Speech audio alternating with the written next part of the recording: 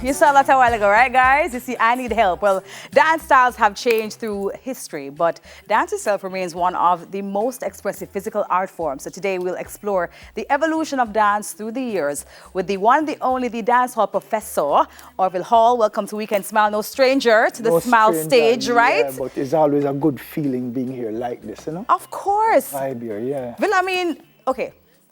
Tell us, without aging yourself, really, how long you been dancing for? Literally all my life. Yeah. Like, yeah, I came out dancing. But if we're going to look at it from a professional standpoint, is 30-something years. Yeah, that's a long time. It's a long time. So the question that people will ask when they see people dancing, because we know that dancing is a form of entertainment, and there are persons who will hire dancers to be a part of events and all that kind of thing. But do you think that dance has impacted Jamaica in a larger way than just it being an expression of entertainment? Oh, yes, Yeah. absolutely. It's really a part. It's etched in the culture. And that is why one of the mandates for myself and Dance Expressions was to lift dance to a level where it is shown a certain level of respect as part of the cultural fiber. You know, it's a part of the expressions. People look at the music and the drama side. I mean, we've had international people in theater and in film, and we have musicians that has made it on the international level. So we wanted to do the same thing with dance. We wanted a student in a high school to understand that you can choose dance as a career path, you know, and with the rich history that we have in dance, that's what I am using to teach people right around the world. Absolutely. And this one of the videos right now that we're seeing on the screen is of you teaching a class. This is where? This is in Russia. In Russia. Yes. In Russia. This is Russia. Why do you think though that dance remains so relevant though worldwide? I mean, we know that you teach dancehall dance, but I mean in terms of just dance as an expression, why do you think it remains relevant? It's one of the universal language. Okay. It's one of the ways that you speak to me. I can tell, you know, basically who you are through your movements. You never lie through movements. You know, if you're a bold person, if you're a shy person, we tell it when you start moving. So, especially with dancehall made it on the international scene. Just like the music, you know, there's something happening in the movements that caught the attention of the rest of the world. They wanted to know, what is it about this dance? Yeah. You know? Yeah. No, there has been concern, of course, about the rise of Afrobeats and the rise of dances from Africa, which I believe, though, like all of it is from Africa, really, in my opinion, all right? of it is black dance. Is it threatening dancehall music at all? Is it threatening dancehall dance expressions? No. No? And, Okay. and it shouldn't. It shouldn't. It will seem like a threat for those who are not educated about where dance is coming from. You know, the most authentic, traditional folk form came from the Congo.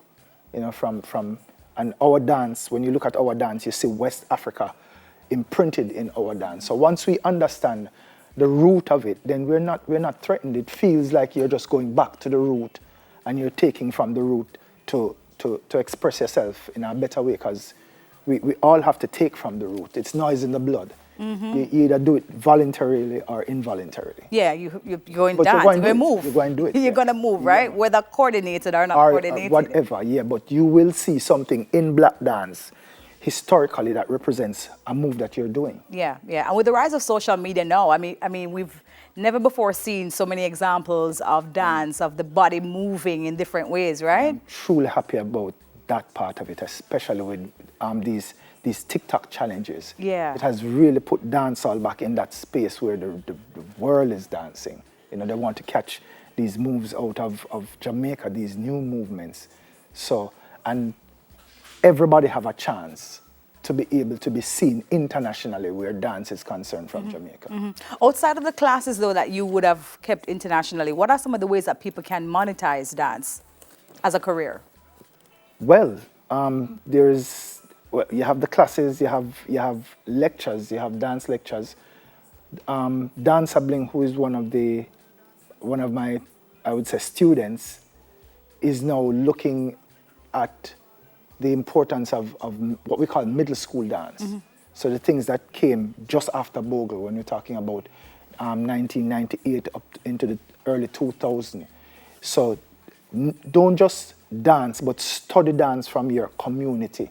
Because when you're speaking about dance, you can speak about it from a community perspective, and you can speak about it on a broader perspective.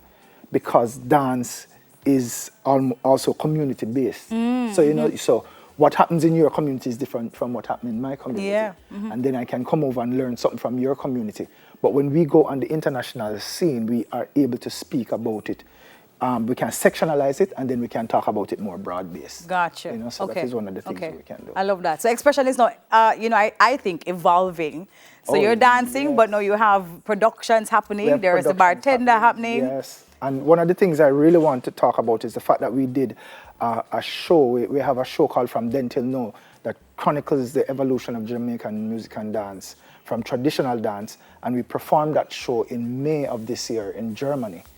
We did a full 1 hour and 15-minute show in Germany. So that was something that was phenomenal and really heartfelt for me because we did it at Jamaica 60. The year that Jamaica was celebrating the Golden Jubilee. So that felt really good to be outside of Jamaica, showing persons. We were in Germany, but we had people from so many different countries around Europe in Germany looking at it. I saw people in tears because they know about dancehall, but they got a chance now to say, come in and them get a chance to see ska and rocksteady and reggae and 80s dancehall and 90s dancehall. So it was truly, truly a blessing. We have a minute left to go, but I want you to just mention quickly for me, what are some of the things that you think that we still need to do in our country to give dance a fair chance? I am doing it right now because I have a dance course that has been accredited by Heart.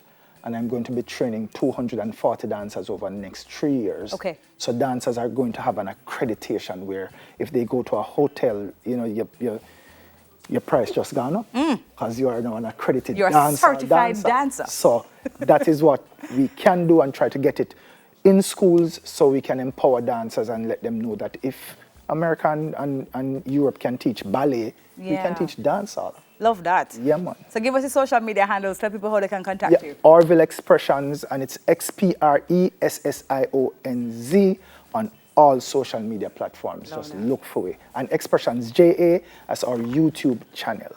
Dancing a serious business. Serious business. Thanks for coming. That was choreographer Orville Hall, guys. The professor. Stay tuned. We have much more coming up next on Weekend Smile. Dancing,